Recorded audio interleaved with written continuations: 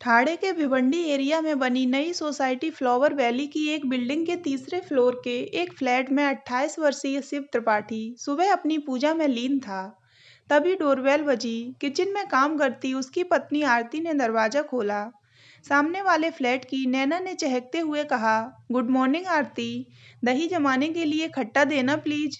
रात को मैं और जोया सारा दही खा गए, खट्टा बचाना याद ही नहीं रहा। फिर गहरी सांस अंदर की तरफ खींचती हुई बोली, क्या बना रही हो? बड़ी खुशबू आ रही है। अरे डोसा बना रही हो क्या? आरती ने कहा, हाँ, आ जाओ दही ले लो। बस जल्दी से दे दो, एक मीटिंग है, लैपटॉप खोल कर आई हूँ। और हाँ, 2-3 डोसे हमारे लिए भी बना लेना, घर के डोसे की बात ही अलग है। आरती ने मुस्कुरा कर कहा, हाँ मैं तुम दोनों के लिए भी बनाने ही वाली थी। फिर अंदर झांकते हुए नैना हंसी, तुम्हारे शिवजी पूजा में बैठे हैं क्या? हाँ, आरती को उसके कहने के ढंग पर हंसी आ गई। नैना चली गई। शिव वैसे तो पूजा कर रहा था, पर उसने दरवाजे पर हुई पूरी बात सुनी थी। शिव पूजा करके उठा तो आरती ने अपना और उसका नाश्ता लगा लिया। शिव ने पूछा, यह सामने वाले फ्लैट से अब कौन सी लड़की क्या मांगने आई थी? इसे खुद किसी चीज का होश नहीं रहता क्या? अरे तो क्या हुआ, अकेली लड़कियां हैं, कितनी प्यारी हैं दोनों, मुझे तो बहुत ही अच्छी लगती हैं दोनों। शिव ने अचानक पूछा, अरे तुम बिना नहाए नाश्ता कर रही हो आज? हाँ, आराम से नहा लूंगी, थोड़ी सफाई करनी है।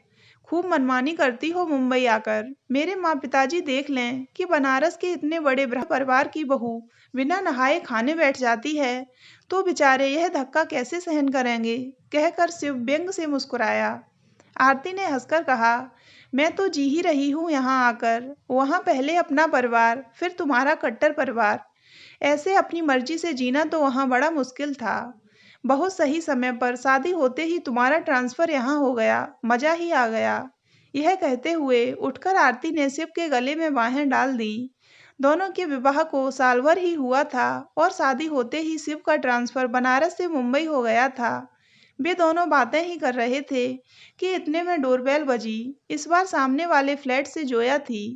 शिव ने उठकर दरवाजा खोला था। जोया ने गुड मॉर्निंग कह जल्दी से पूछा, अरे आरती, तुम हमें डोसे देने वाली थी ना? भाई जल्दी दो, नैना ने बताया तो सुनते ही भूख लगाई है। आरती ने हंसते हुए कहा, हाँ हाँ, बस 2 मिनट बना रही हूँ।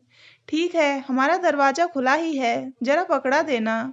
शिव अब तक दरवाजे पर ही खड़ा था। जोया जाते हुए बोली, भाई शिव जी, आपकी पत्नी बड़ी सुघड़ है। वह चली गई तो शिव ने किचन में आरती के पास जाकर जोया की नकल की, भाई शिव जी, आपकी पत्नी बड़ी सुघड़ है। हूँ, तुम दोनों क्यों नहीं सीख लेती कुछ मेरी सुघड़ पत्नी से?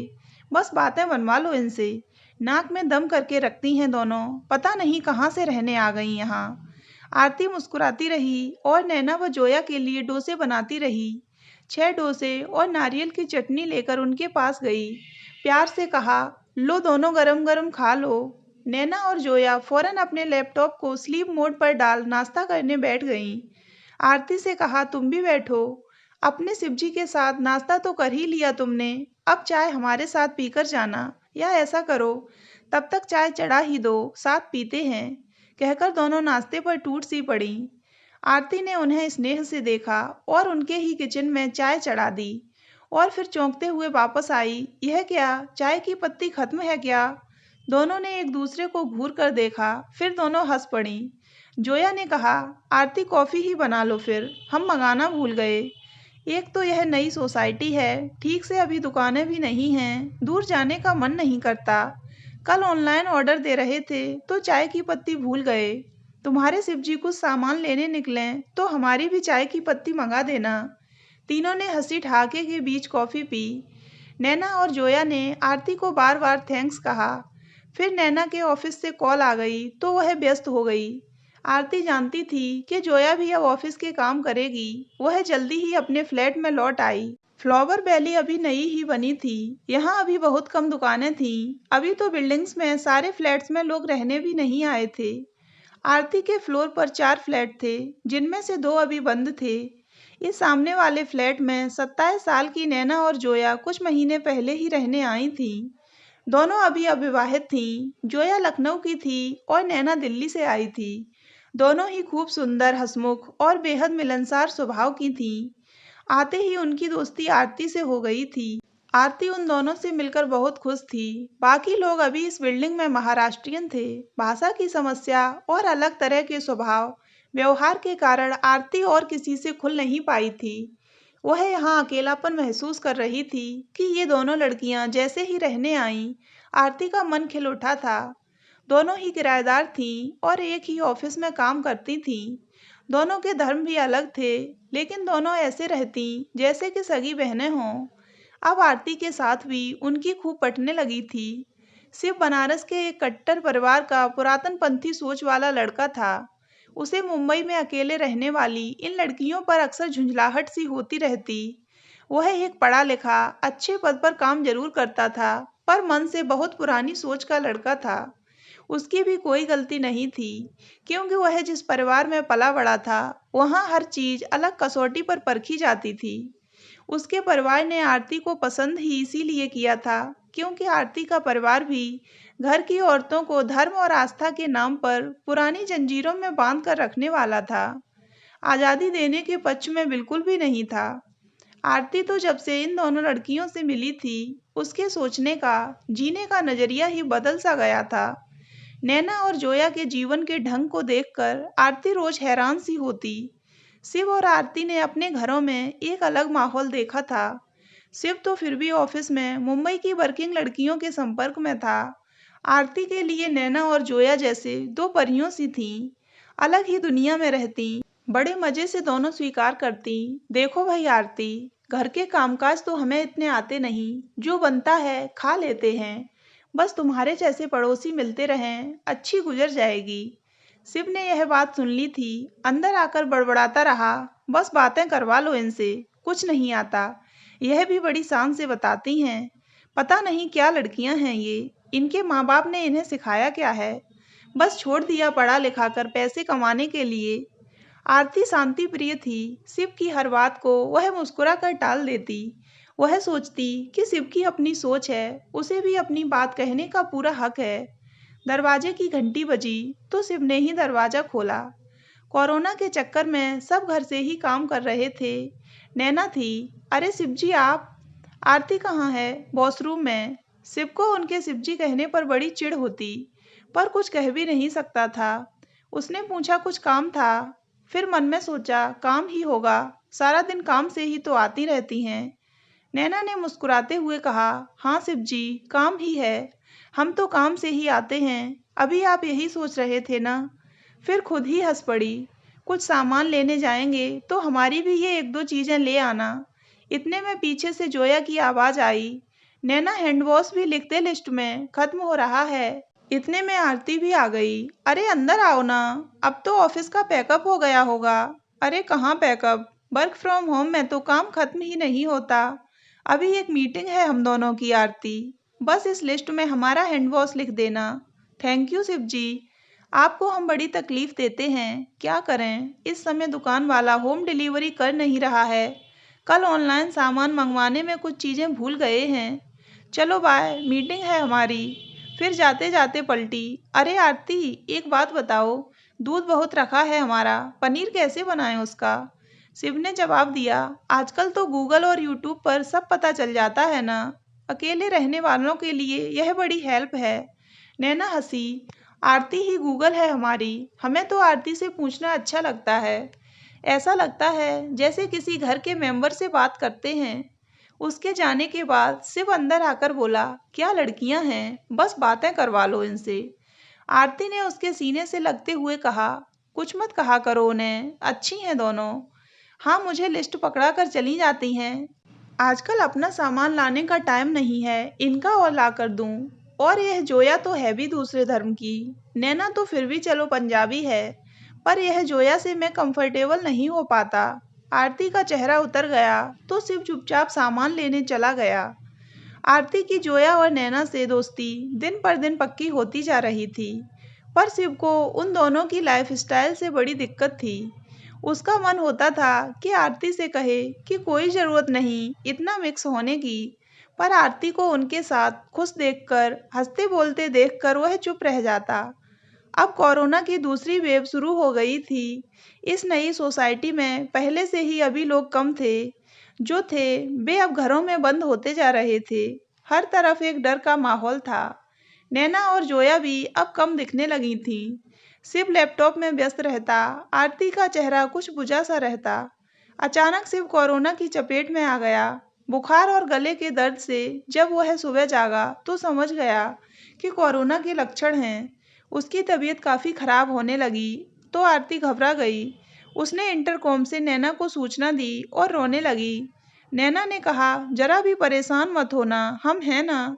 बोलो किस डॉक्टर को दिखाना है? अभी तक तो ज़रूरत ही नहीं पड़ी थी कभी किसी डॉक्टर की। सुना है सोसाइटी के आसपास अभी कोई डॉक्टर है भी नहीं, क्या करूं? तुम हम पर छोड़ दो सब कुछ, हम सब कर लेंगे। नैना ने जोया से बात की। सबसे पहले शिव का टेस्ट करवाना जरूरी था। नैना ने दिल्ली में अपने कजिन डॉक्टर रवि से सलाह ली और फिर आरती की डोरबेल बजा दी। आरती की आंखें रो रो कर लाल थीं। जोया भी नैना के साथ ही दरवाजे पर खड़ी थी। यह इतना रोने की क्या जरूरत है? तुम्हारे शिव जी अभी ठीक हो जाएंगे, तुम चिंता मत करो। उन्हें तैयार करो, हम उनका टेस्ट करवाने ले जा रहे हैं। हमने सब समझ लिया है कि क्या करना है। नैना और जोया ने अपने आप को पूरी तरह से कवर कर रखा था।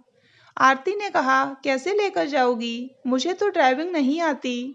पर जोया के पास कार चलाने का लाइसेंस है। अपने शिवजी की कार की चाबी दो, जोया कार चला लेगी, तुम घर में रुको, हम सब करवा लेंगे। फिर अचानक नैना ने कहा, तुम तो ठीक हो ना? आरती ने कहा, मेरा गला 2 दिन से दुख रहा है और शरीर में दर्द है। ओह, तुम भी चलो, टेस्ट जरूरी है। आरती और शिव को पीछे बिठाकर नैना और जोया आगे बैठ गईं। नैना के हाथ में ही सैनिटाइजर था। शिव ने कमजोर आवाज में कहा, आप दोनों को हमारे साथ रहने का रिस्क नहीं लेना चाहिए। नैना ने कहा, अभी आप यह सब न सोचें। आप दोनों के लिए रिस्क लेने से हमें कोई डर नहीं लग रहा है। टेस्ट हो गए, दोनों पॉजिटिव थे। हॉस्पिटल में जगह नहीं थी। नैना ने किसी तरह एक डॉक्टर से वीडियो कॉल करवाकर आरती और शिव से बात करवाई। डॉक्टर ने दवाई और बाकी चीज़ों के निर्देश दे दिए। नगर पालिका वाले आकर शिव और आरती के फ्लैट के दरवाजे पर आकर स्टिकर लगाकर चले गए। दोनों से फ्लैट के बाहर ही नैना ने कहा, आरती खाने की चिंता मत करना, हम अभी पेपर प्लेट्स का इंतजाम कर लेंगे। हमें जो भी आता है हम खाना बना कर देते रहेंगे। किसी भी टाइम किसी भी चीज़ की ज़रूरत हो हम हैं। तुम लोग बस आराम करो, अपने खाने पीने की चिंता बिल्कुल मत करना। एक डस्टबिन बैग में पेपर प्लेट्स इकट्ठा करती रहना, फिर हमें दे देना, हम कचरे में डाल देंगे। नैना और जोया सुबह से लेकर चाय, नाश्ता, लंच, डिनर सब कुछ शिव और आरती के लिए बना रही थी। उनके फ्लैट के बाहर एक छोटा सा स्टूल रख दिया था। उस पर ही दूर से वे खाना रख देती। आरती या शिव कोई भी आकर उठा लेता। इंटरकॉम था ही, उस पर हालचाल जानकर कोई ज़रूरत पूछकर नैना और जोया अपनी किसी भी चीज़ की चिंता किए बिना आरती और शिव की सेवा में लगी थीं। करीब 10 दिनों बाद दोनों को कुछ बेहतर लगा। कुछ रुककर जोया फिर दोनों को टेस्टिंग के लिए ले गई। दोनों की रिपोर्ट नेगेटिव आई। चारों बहुत खुश हुए। आरती को बहुत कमजोरी थी और शिव को खांसी अभी भी बहुत थी। दोनों काफ़ी कमज़ोर हो गए थे। जोया ने कहा, अभी कुछ दिन और आराम कर लो आरती, हम चारों का खाना बनाते रहेंगे अभी। अब तो शायद हमारा हाथ कुकिंग में कुछ ठीक हो गया है ना। तुम्हारे चक्कर में पहली बार यूट्यूब पर देख देख कर अच्छी तरह खाना बनाने की कोशिश कर रहे थे। ये कुकिंग तो हमें हमारे पेरेंट्स भी नहीं सिखा पाए, जो तुम दोनों ने सिखा दी। शिव इस बात पर खुलकर हंसा तो आरती ने कहा, अरे आप हंसते भी हैं। शिव झेंप गया। आरती की आंखें भीग गई थीं। वह बोली, तुम दोनों ने जो किया हम उसे कभी भुला नहीं पाएंगे। जोया ने प्यार से झिड़का, एनर्जी अभी नहीं है, ये बेकार की बातें मत करो। अभी कुछ दिन और आराम कर लो, कमजोरी अभी काफ़ी दिन रहेगी। लगभग 1 महीना जोया और नैना ने दोनों की बहुत सेवा की, खूब ध्यान रखा। दोनों अब ठीक हो रहे थे। एक दिन संडे को आरती की डोरबेल बजी। शिव ने दरवाज़ा खोला, देखा जोया थी। शिव ने स्नेह से कहा, आओ जोया। नहीं, जरा जल्दी में हूँ, कुछ सब्जी लेने जा रही हूँ। आरती कुछ चाहिए?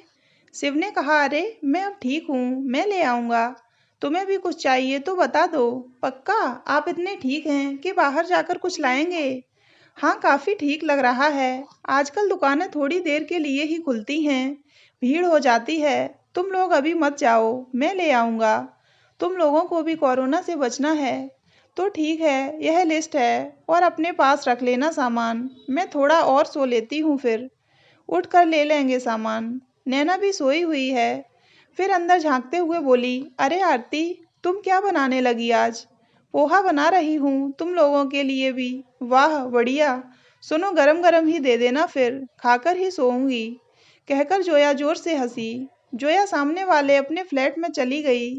शिव के होठों पर आज आरती को देखकर जो मुस्कान उभरी, उसे देख आरती का दिल आज अनोखी खुशी से भर उठा था। तो दोस्तों, अगर आपको ये कहानी अच्छी लगी हो तो वीडियो को लाइक करें और ऐसी ही अन्य कहानियाँ सुनने के लिए हमारे चैनल को सब्सक्राइब अवश्य करें।